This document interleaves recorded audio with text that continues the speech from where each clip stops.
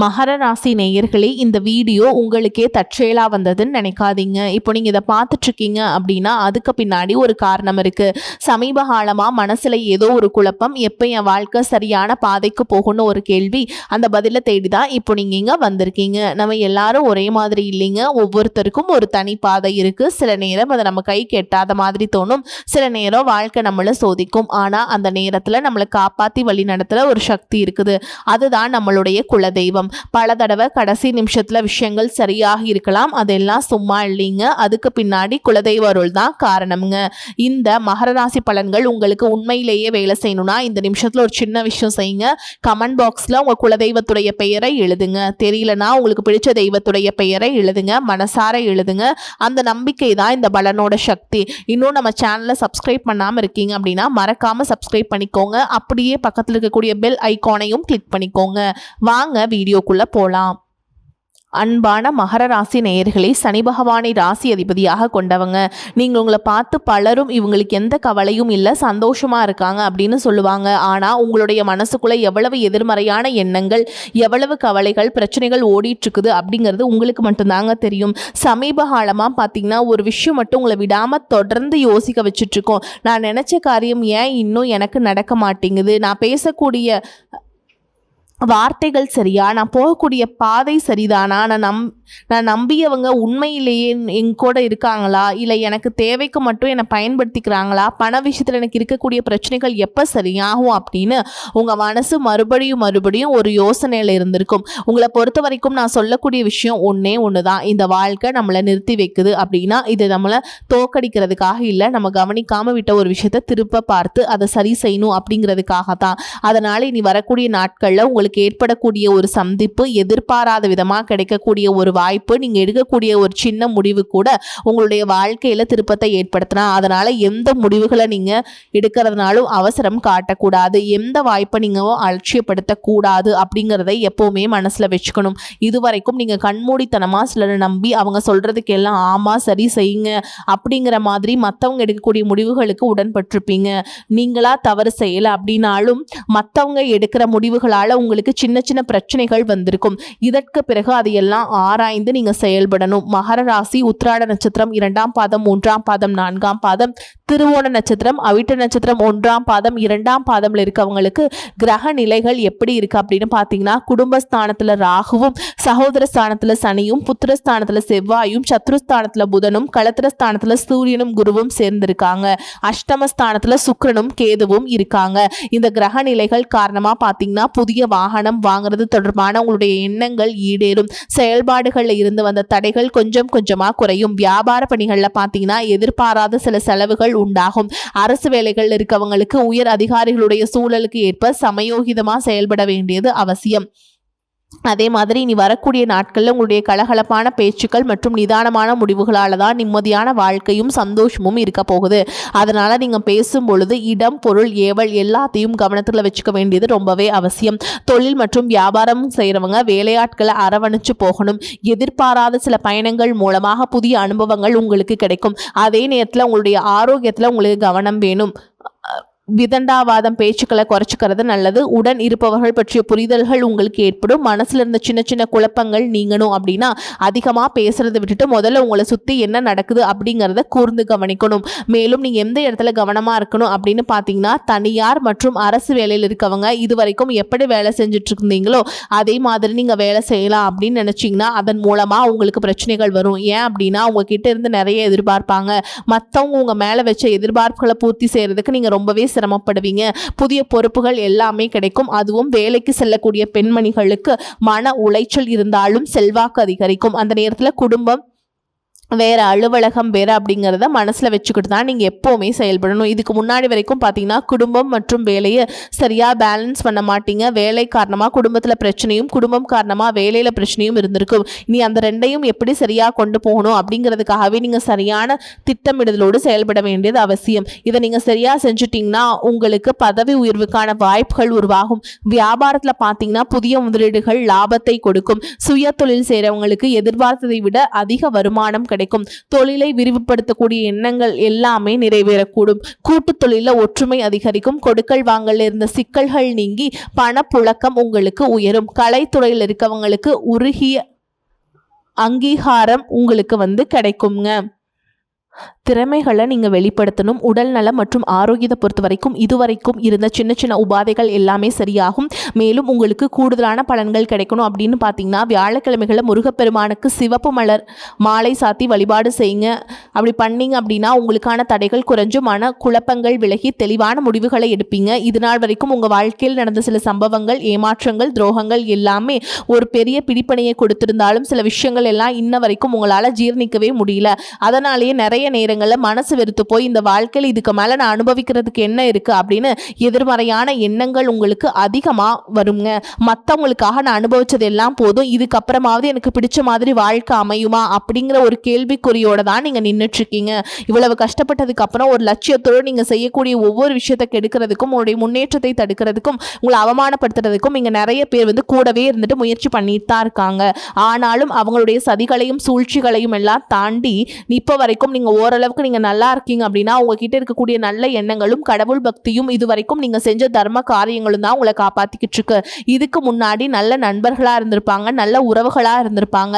அவங்களே தன்னுடைய சுயநலத்துக்காக துரோகங்களை எல்லாம் செஞ்சு உங்களுடைய வாழ்க்கையை கெடுக்கணும் அப்படின்னு நினைக்கும் போது இந்த உலகத்தில் யார் நல்லவங்க யார் கெட்டவங்க யாரை நம்புறது அப்படிங்கிறது தெரியாமல் தான் நீங்கள் புலம்பிட்டு இருக்கீங்க. ஒரு வகையில் இந்த மாதிரி விஷயங்கள் உங்களுக்கு கஷ்டத்தை கொடுத்திருந்தாலும் இப்போவாது இவங்க நம்ம மேலே எவ்வளவு பொறாமையோடவும் வன்மத்தோடவும் இருக்காங்க அப்படிங்கிறது ஓரளவுக்கு நீங்கள் புரிஞ்சிருப்பீங்க.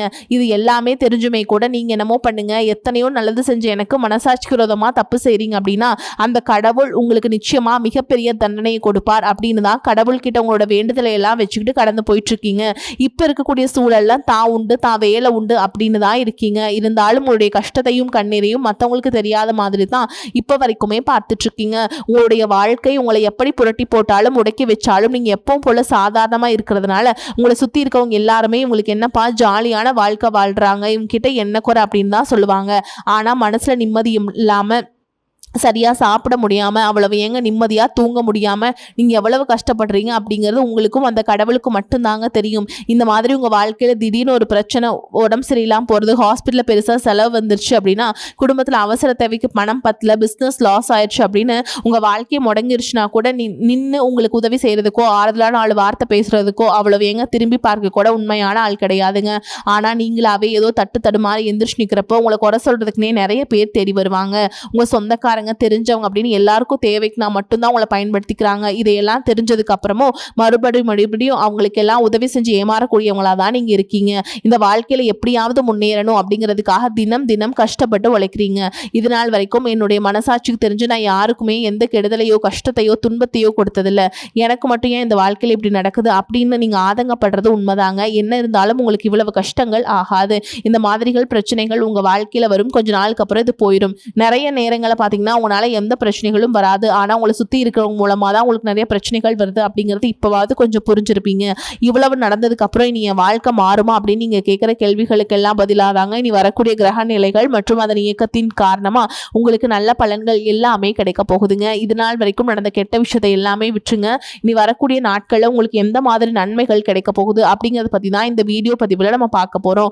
முதலாவதா மீன ராசியில் இருக்கக்கூடிய சனி பகவான் உங்களுக்கு ஆரம்பத்துல சில தடைகளை கொடுத்திருந்தாலும் இந்த வருடத்தின் இறுதிக்குள்ள உங்களுக்கு நல்ல பலன்களை எல்லாம் கொடுக்க போறார், தடைகளை எல்லாம் விளக்க போறார். இதன் மூலமா பொருளாதார ரீதியாக உங்களுக்கு நல்ல முன்னேற்றம் அப்படிங்கிறது விரைவிலேயே ஏற்பட போகுது.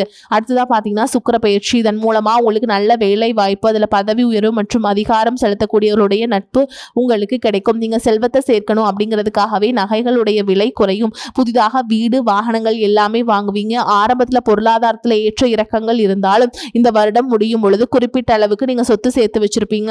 குழந்தை பாக்கியம் இல்லை அப்படின்னு கவலைப்பட்டு இருக்கவங்களுக்கு நிச்சயமா குழந்தை பாக்கியம் உருவாகும். அவங்களுடைய உடல் நலன்ல எவ்வளவு பிரச்சனைகள் இருந்தாலும் அதையெல்லாம் சரி செஞ்சு அந்த பாக்கியத்தை அடைய போறாங்க. அவங்க குடும்பத்திலையும் மனதிலையும் மிகப்பெரிய மகிழ்ச்சி நிரந்தரமா இருக்க போகுதுங்க.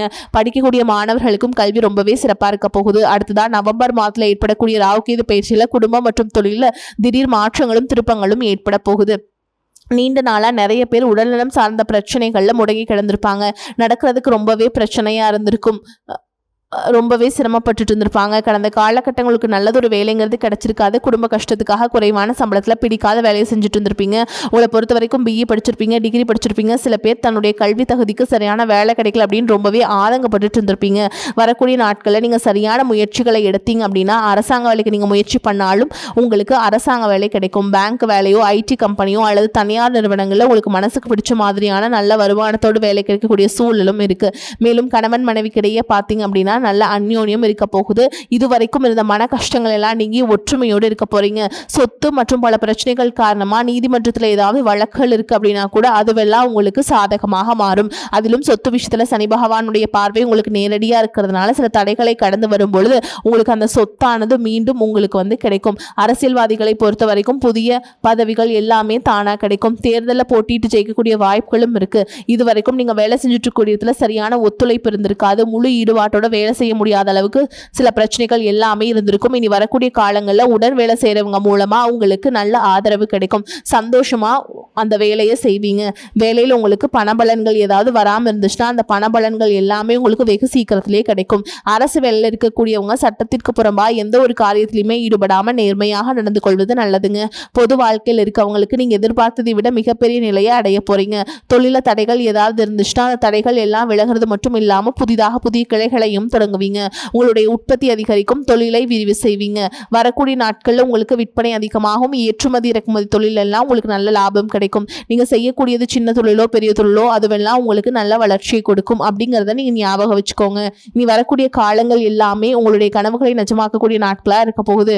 குடும்பத்துல முன்னேற்றமும் பொருளாதாரமும் கிடைக்கும் பொழுது உங்களுடைய சுய ஒழுக்கத்துல நீங்க ரொம்பவே கவனமா இருக்கணும். பேசக்கூடிய வார்த்தைகள், பழகக்கூடிய நபர்கள் எல்லார்கிட்டையுமே எந்த ஒரு இடத்துலையுமே தான் அப்படிங்கிற கர்வத்தை மட்டும் நீங்க வச்சுக்க கூடாதுங்க. மற்றவர்களை குறையா பேசுறதோ, மட்டம் தட்டி பேசுறதோ, காயப்படுத்துற மாதிரி பேசுறதோ, பொது இடங்களை பேசிடக்கூடாது. நீங்களும் சரி, உங்களை சுற்றி இருக்கவும் சரி, எப்பவுமே பாசிட்டிவான எண்ணங்கள் இருக்கணும். அப்படின்னா எதிர்காலத்திற்கான நல்ல திட்டமிடுதல் எப்பவுமே ரொம்பவே அவசியம். அதனால் நீங்க எந்த ஒரு விஷயத்தை செய்யும் பொழுதும் எதிர்காலத்தில் இது எனக்கு எந்த மாதிரியான பலன்களை கொடுக்கும் அப்படிங்கிறத மனசுல வச்சுக்கிறது அவசியம். இதை நீங்க சரியா செஞ்சுட்டு வந்தீங்க அப்படின்னா பெரியவங்களுடைய உதவி கிடைக்கும். உறவுகளில் இருந்த சண்டை சச்சரவுகள் முழுவதுமாகவே விலகும். புதிய நண்பர்களும் உங்களுக்கு உதவி செய்வாங்க.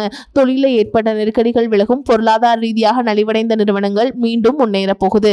மேலும் மேலும் உங்களுக்கு வியாபாரத்தில் எதிர்பார்த்த லாபமானது கிடைக்கும். உங்களுடைய புதிய சிந்தனைகள் மற்றும் நேர்மறையான எண்ணங்கள் உங்களுடைய வளர்ச்சிக்கு காரணமா இருக்க போகுது.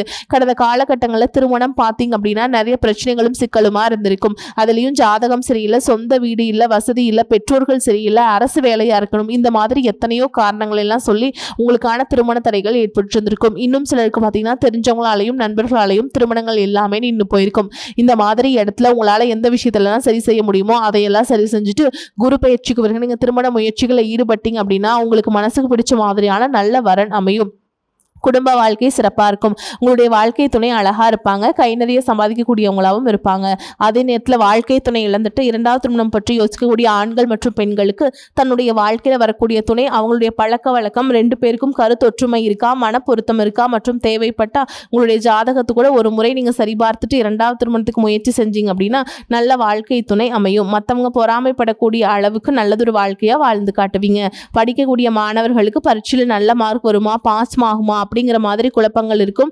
வரக்கூடிய தேர்வு முடிவுகளானது நல்ல தேர்ச்சியை கொடுக்கும். ஓரளவுக்கு நல்ல மதிப்பெண்கள் வாங்கி பாஸ் ஆகிறது மட்டும் இல்லாமல் அடுத்தடுத்த மேற்படிப்புகளும் படிப்பீங்க. காதலிக்கக்கூடியவர்களுக்கு சரியான புரிதல் இல்லாமல் போகிறது, இல்லை கருத்து வேறுபாடுகள் காரணமாக பிரிஞ்சிருப்பாங்க. இன்னும் சிலருக்கு பெற்றோர்களே காதலுக்கு தடையாக இருந்திருப்பாங்க. வேற ஜாதியாக இருக்குது, நல்ல குடும்பமாக இல்லை, வசதி இல்லை அப்படின்னு ஏதாவது ஒரு ரீசன் சொல்லி அவங்களும் தட்டி கழிச்சிட்டு இருந்திருப்பாங்க. ஆனால் இனி வரக்கூடிய நாட்களில் நீங்கள் உண்மையாக உங்கள் காதலை வெளிப்படுத்தும் போது அந்த காதல் கண்டிப்பாக கைகூடும். வீட்டில் சொல்லும் போது பெற்றோர்களே உங்களுக்கு முன்னாடி நின்று திருமணம் செய்து வைக்கக்கூடிய வாய்ப்புகளும் இருக்குது. சிலருக்கு பார்த்தீங்கன்னா சின்ன வயசுலேயே தன்னுடைய வாழ்க்கை துணையை இழந்திருப்பாங்க. சிங்கிள் பேரண்டாக தன்னுடைய குழந்தைகளை கவனித்து இந்த வாழ்க்கையை வாழ்கிற மாதிரி இருந்திருக்கும். ஆரம்பத்தில் உங்களுக்கு இது போராட்ட காலமாக இருந்தாலுமே தன்னம்பிக்கையோடும் சுயமரியாதையோடையும் இந்த சமுதாயத்தில் வாழ்ந்து காட்டுவீங்க. இதில் போலியான நபர்கள் உதவி செய்கிறேன் அப்படின்னு உங்களை ஏமாற்றக்கூடிய சூழலும் இருக்குது. அப்படிப்பட்ட நபர்களை நீங்கள் சரியாக அடையாளம் கண்டுபிடிச்சு அந்த மாதிரி நபர்களை உங்களுடைய வாழ்க்கையில் என்னென்னைக்குமே அனுமதிக்கக்கூடாது. எந்த ஒரு எதிர்பார்ப்புகளும் இல்லாமல் எப்பவும் போல உங்கள் கடமையை செஞ்சுட்டு உங்கள் வாழ்க்கையை நீங்கள் வாழ்ந்துட்டு நிறைவேற்றுவாங்க. உங்களோட குலதெய்வமும் கிரக நிலைகளும் உங்களுக்கு துணையாக இருக்கு. இப்போ நீங்க எடுத்து வைக்கக்கூடிய ஒவ்வொரு அடியும் எதிர்காலத்துல உங்களை வாழ்க்கையின் உச்சத்துல கொண்டு போய் வைக்கும் அப்படிங்கறத மட்டும் நீங்க எப்பவுமே நினைவில் வச்சுக்கணும். உங்களை சுத்தி நல்ல விஷயங்கள், கெட்ட விஷயங்கள் இந்த மாதிரி எல்லாமே சுத்தி சுத்தி நடந்து வந்தாலும் நல்ல விஷயங்களை மட்டும் எடுத்துக்கிட்டு நீங்க முன்னேற்ற பாதையில போயிட்டே இருங்க. உங்களுடைய நல்ல எண்ணங்களுக்கு உங்களுக்கு நல்லதே நடக்குங்க. உங்களை பொறுத்த வரைக்கும் பரிகாரம் அப்படின்னு பாத்தீங்கன்னா, சனிக்கிழமைகள் தோறும் சனீஸ்வர பகவானுக்கு எல் தீபம் ஏற்றி வழிபாடு செய்யறது உங்களுக்கு ஏற்றத்தை ஏற்படுத்தி கொடுக்கும். வரக்கூடிய வாய்ப்புகளை தவற விட்டுறாதீங்க, கெட்டியாக பிடிச்சிக்கோங்க. ஏன்னா வாய்ப்புகள் ஒரே ஒரு முறை தான் கதவை தட்டுங்க. வாய்ப்புகளை தவற விட்டுட்டீங்க அப்படின்னா அது திரும்பியும் கிடைக்காது. அதனால் கரெக்டாக பயன்படுத்திக்கோங்க. வாழ்த்துக்கள். வாழ்க வளமோடு நலமோடு. நன்றி, வணக்கம்.